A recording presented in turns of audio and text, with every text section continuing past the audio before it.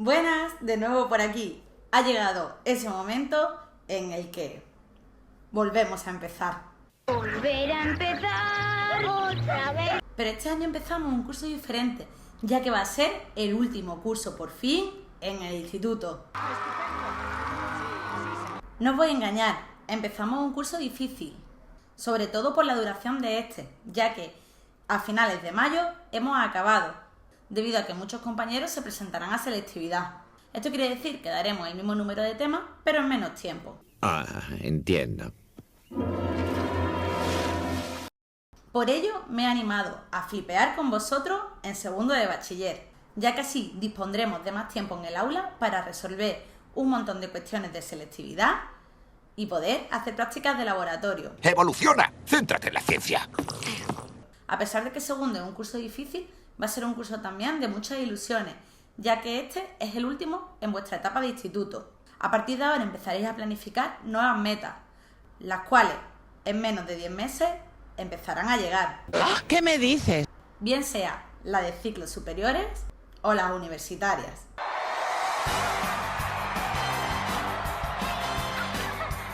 Por ello os animo a que empecéis el curso con ganas, con ilusión por aprender. De esta forma se hará todo más ameno. Planificar bien el estudio de las diferentes materias y sobre todo marcar vuestros propios ritmos de aprendizaje. No olvidéis también dejar hueco para las cosas que más os gusten, ya que todo en segundo de bachiller no va a ser estudiar. No. Yes, that's it. Bite. Lisa. Y creedme, yo también he pasado por ahí y hay tiempo de todo. En este curso afrontaremos grandes retos en los cuales yo os voy a acompañar. Pero vamos a darnos prisa, que el curso se acaba, así que tenemos que empezar con el primer tema, la introducción a la biología de este segundo de bachiller. En este primer tema vamos a ver las biomoléculas inorgánicas, el agua y las sales minerales. Así que vamos a darnos prisa y vamos con el primer tema. ¡Vamos a ello! Todo lo que nos rodea está formado por átomos, incluso nosotros, los seres vivos. Pero de todos los elementos que componen el sistema periódico, solo 29 están presentes en todos los seres vivos. El resto puede estar presente en algunos, pero bioelementos como tal son aquellos que están presentes en todos los seres vivos que componen el planeta Tierra. El resto de elementos también pueden aparecer en la naturaleza, pero nunca formando elementos vivos. Según la proporción con la que estos se encuentren en la materia viva, se pueden clasificar en tres tipos: los bioelementos primarios o mayoritarios, los secundarios o los oligoelementos. Los primeros de ellos, los bioelementos primarios, son 6 y son los que se encuentran en mayor proporción en los elementos vivos. Prácticamente el 96% de lo que está compuesta la materia viva son por los bioelementos primarios, los que se denominan CHOMS. Es decir, carbono, hidrógeno, oxígeno, nitrógeno, fósforo y azufre. ¿Por qué estos bioelementos son los mayoritarios y tienen mayor capacidad para formar biomoléculas? Pues lo primero de ellos,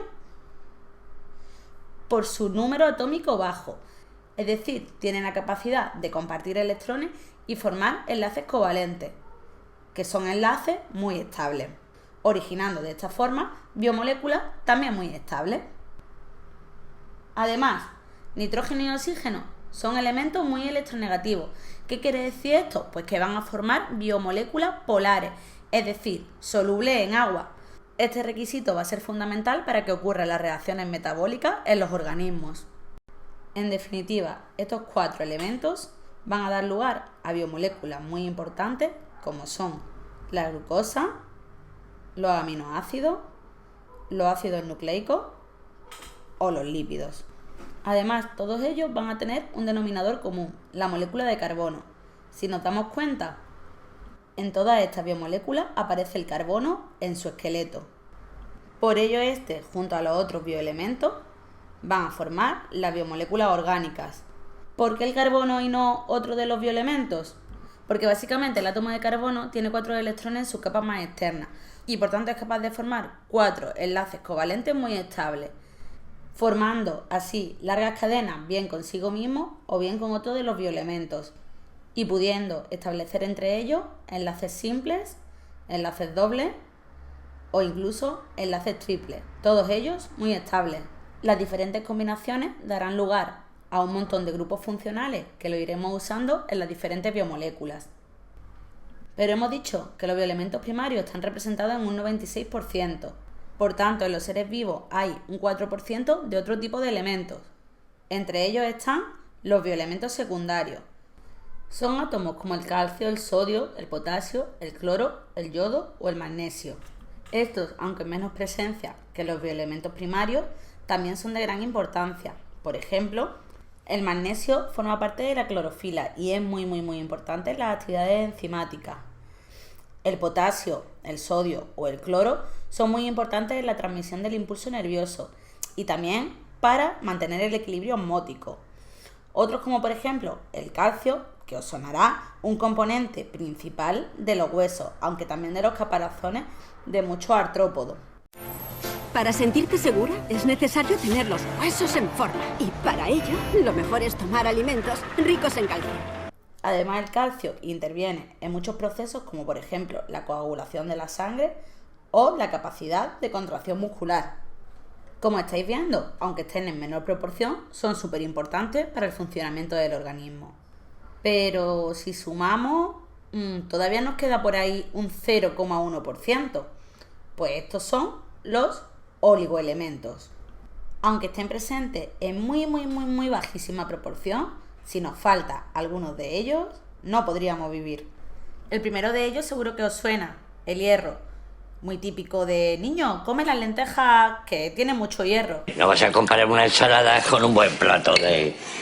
Pero leche, ¿dónde están las lentejas? Es que como tienen mucho hierro, pues se van al fondo. Y es que el hierro es muy importante porque forma parte de la hemoglobina, un pigmento que tiene la sangre para capturar el oxígeno. Después hay otros como por ejemplo el manganeso, que lo usan las plantas para que se sintetice la clorofila, el cobre que cumple una función similar al hierro pero con la hemocianina de los invertebrados, el yodo necesario para que el tiroides sintetice hormona tiroidea, el flúor Cepillo, tienes que poner crema dental con flúor. necesario para mantener el esmalte de los dientes, el zinc usado por algunas enzimas y otros que aunque estén en baja proporción siguen siendo igual de importantes, ya que, como conclusión, bioelementos secundarios y oligoelementos ayudan al correcto funcionamiento de los organismos. Y es que, como ya hemos dicho, cuando los bioelementos se unen, forman las biomoléculas. Estas pueden ser de dos tipos, de las orgánicas, que ya hablábamos antes, como los glúcidos o carbohidratos, lípidos, proteínas o ácidos nucleicos, y por otro lado, las inorgánicas, agua, sales minerales y gases. Sobre el agua y las sales minerales es lo que vamos a hablar en el resto del tema. Las moléculas orgánicas las trataremos más detenidamente, ya que cada una de ellas llevará su vídeo correspondiente. Pepe sigue igual que siempre. ¿Será por el agua? Agua pura de las cumbres de Sierra Nevada. Y sí, justo de eso vamos a hablar ahora, del agua, ya que esta es el componente más abundante en los seres vivos. Aproximadamente el 70% del volumen de un ser vivo es agua, aunque esto realmente va a depender del tipo de organismo, del sexo o la edad. Por ejemplo, una medusa tiene mucho más contenido de agua, o en el caso de los humanos, un feto o un bebé recién nacido tiene muchísimo más contenido de agua que un adulto o un anciano. Además, la cantidad de agua en el organismo también va a depender del tipo de tejido del que estemos hablando. Por ejemplo, el 90% del tejido sanguíneo es agua. Sin embargo, en el tejido óseo solo es el 22%. ¿Y cómo es la molécula de agua que la hace tan especial? Pues esta está formada por un átomo de hidrógeno y dos de oxígeno, unidos mediante enlace covalente, compartiendo un par de electrones. Las dos moléculas de hidrógeno entre ellas se separan por un ángulo de 104,5 grados. Por otro lado, el átomo de oxígeno siempre es más electronegativo que los de hidrógeno, haciendo que los de hidrógeno queden muy cerquita del del oxígeno. Esto también hace que en la molécula aparezcan dos zonas de carga, una con carga negativa, la zona del oxígeno, y otra con cargas positivas, las zonas de los hidrógenos. Por este fenómeno, la molécula de agua puede actuar como un dipolo, es decir, una molécula que tiene un polo positivo y un polo negativo. ¿Por qué es importante esto? Pues porque así se pueden atraer como si de un imán se tratara y formar de esta manera los puentes de hidrógeno. De esta manera, una misma molécula de agua puede unirse a otras 4, una en cada uno de los hidrógenos y 2 por la parte del oxígeno. Además, esto le confiere también la capacidad de formar puentes de hidrógeno con otras moléculas como los iones o los alcoholes. Al unirse muchísimas moléculas de agua mediante los puentes de hidrógeno, se establece una red de moléculas de elevadísimo peso molecular. Por este motivo, el agua a temperatura ambiente es líquida y no gaseosa como el CO2, que es una molécula similar. ¿Y qué propiedades hacen que la molécula de agua sea tan especial? La primera de ellas es la elevada capacidad disolvente. Como hemos dicho, la molécula de agua establecía puentes de hidrógeno y era capaz de establecer puentes de hidrógeno con otras moléculas o moléculas no iónicas con cargas polares. Es por ello que la sal o el azúcar se disuelvan en el agua. Esta propiedad es importantísima para las reacciones metabólicas, ya que la mayoría de reacciones de metabolismo ocurren en este medio. Además, es el medio de transporte de numerosas sustancias disueltas, tanto productos de metabolismo como desechos o nutrientes. Recordad lo que ya habíamos dicho antes, el tejido sanguíneo estaba compuesto en un 90% de agua. Las siguientes propiedades que vamos a ver están muy relacionadas entre ellas. La primera es la elevada fuerza de cohesión que hay entre las moléculas de agua. ¿Qué quiere decir esto? Pues que los puentes de hidrógeno mantienen las moléculas de agua muy unidas entre ellas. Esto convierte al agua en un líquido prácticamente incompresible. ¿Y cuál es la función de que este líquido no se pueda comprimir así de fácil? Pues sobre todo servirá para dar volumen a las células, ya que el citosol de esta estará también formado en gran parte por agua. De esta forma también proporcionará turgencia a las plantas para que se queden erguidas. La siguiente propiedad es la fuerza de adhesión. Esta es debido a la polaridad de la molécula de agua, que le permitirá adherirse a las paredes de conductos estrechos y así poder ascender en contra de la gravedad. Este fenómeno es el que se denomina capilaridad y contribuye a que pueda ascender la savia por los vasos de la planta. La siguiente propiedad es la elevada tensión superficial que ejerce el agua en su superficie. Estoy segura que a menudo habéis visto mosquitos andando sobre la agua, o la característica forma de gota del agua cuando cae, o cómo una aguja o un clip se queda como si estuviese flotando sobre la superficie del agua.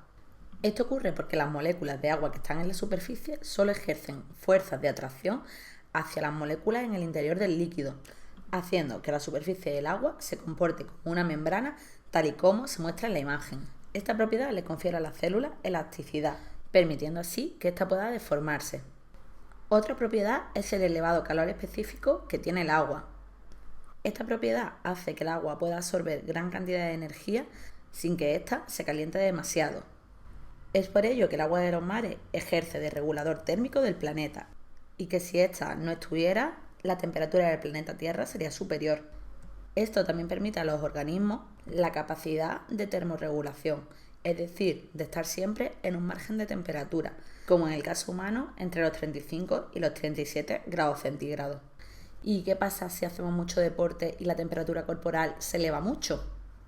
Pues ahí nos encontramos con otra de las propiedades del agua, el elevado calor de vaporización. Para que el agua pase del estado líquido al estado gaseoso, hace falta elevar muchísimo la temperatura. El agua a 100 grados centígrados ha roto todos los puentes de hidrógeno y pasa de ser líquida a ser gaseosa. Pero este cambio de estado sucede poco a poco y esto es lo que aprovechan los organismos para disipar el calor en forma de vapor de agua. Esto es lo que conocemos como sudoración, disminuir la temperatura corporal mediante la evaporación. ¡Está corriendo el abuelo! No es el abuelo, es papá deshidratado. La última propiedad de la que vamos a hablar es la densidad del agua. Esta es menos densa en estado sólido. De esta forma, el agua sólida flota sobre el agua líquida. ¿Qué es lo que permite? Pues la vida bajo el agua en los climas fríos. Y a modo de conclusión sobre las propiedades y las funciones, os dejo esta diapositiva, en la que he extraído las funciones de las que he ido hablando durante las propiedades. Antes de terminar con la molécula de agua, vamos a hablar sobre la capacidad de ionización de esta molécula. Esto ocurre cuando un átomo de hidrógeno de una molécula de agua se separa de esta y se une a otra molécula de agua mediante enlace covalente, es decir, una molécula quedará con un solo hidrógeno y la otra quedará con 3 hidrógenos. En el agua líquida siempre hay una pequeña cantidad de moléculas de agua ionizada. Concretamente, de hecho, en el agua líquida a 25 grados, la concentración de moléculas OH y la concentración de moléculas HO3 es la misma, 10 elevado a menos 7. Esto sería un agua neutra, donde la concentración de ambas moléculas es la misma, pero sin embargo podemos encontrarnos con aguas ácidas, donde la concentración de HO3+ es superior a la de OH, y con aguas básicas, justo lo contrario. Que el agua esté ionizada de forma básica o de forma ácida va a depender de las moléculas disueltas en ella, y esto se podrá valorar mediante una escala de pH. El pH se define como el logaritmo inverso de la concentración de iones hidrógeno. El pH que forman nuestras células se encuentra entre el 7,2 y el 7,4. Los seres vivos no soportan grandes cambios de pH, ya que un pH bajo o un pH alto podría desnaturalizar las proteínas de las que estamos compuestos, produciendo así que se pare la actividad enzimática, lo cual nos generaría un problema muy importante. Y por último, para terminar con el tema y con las biomoléculas inorgánicas, vamos a hablar de las sales minerales. Estas pueden ser de 2 tipos: insolubles en agua o precipitadas, y solubles en agua o disueltas. Las precipitadas forman parte de las estructuras protectoras o de sostén de los diferentes animales, como las conchas de los moluscos o los esqueletos internos de los vertebrados. Pueden estar compuestas por diferentes sales minerales, como el carbonato cálcico en el caso de las conchas de los moluscos, silicatos como las espículas de las esponjas o fosfato cálcico en el caso de nuestro hueso. Lo más habitual es que las sales minerales aparezcan disueltas o disociadas en sus iones, formando parte de los medios extracelulares y intracelulares.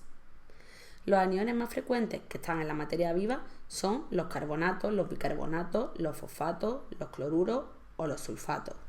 Entre los cationes tenemos iones como el sodio, el potasio, el magnesio, el calcio, el cobre, el hierro. Las sales minerales disueltas regulan la presión osmótica y el volumen celular, ya que la membrana plasmática es semipermeable, es decir, deja pasar las moléculas de agua pero no de sales minerales. Entonces, para regular la cantidad de sales minerales entre el medio externo y el medio interno, lo que hace la membrana semipermeable es dejar pasar agua de un lado a otro, siempre desde el lado hipotónico, es decir, con pocas sales, hacia el lado hipertónico, con muchas sales minerales. De esta forma se equilibrará el balance osmótico. Si lo vemos en el caso de una célula que está en una solución hipertónica, es decir, con mucho contenido en sal, las moléculas de agua del interior del citoplasma migrarán hacia afuera, ya que, como hemos dicho, la membrana plasmática es semipermeable. De este modo, digamos que la célula se arrugará, como si fuera una pasa. En las células vegetales este proceso se llama plasmólisis y en las células animales, crenación. Por el contrario, si el contenido de sales es mayor en el exterior de la célula que en el citoplasma, el agua pasará de fuera hacia dentro de la célula. De esta forma, la célula aumentará su volumen. En el caso de las células vegetales, este fenómeno se llama turgencia y es lo que permite a una planta que se mantenga erguida. Sin embargo, en las células animales, este proceso se llama plasmólisis. Estas, al no tener una pared celular dura, pueden llegar a explotar, produciéndose así la muerte celular. Por otro lado, las sales minerales disueltas actúan como tampones fisiológicos. ¿Qué quiere decir eso?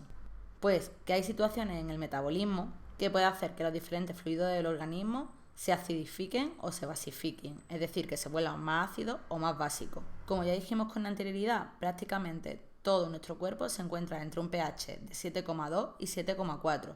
Para ello, los tampones o amortiguadores fisiológicos, como son el tampón bicarbonato o el tampón fosfato, actúan como aceptores o dadores de protones de hidrógeno para compensar el exceso o el déficit de los iones en el medio y así, de esta forma, mantener un pH constante.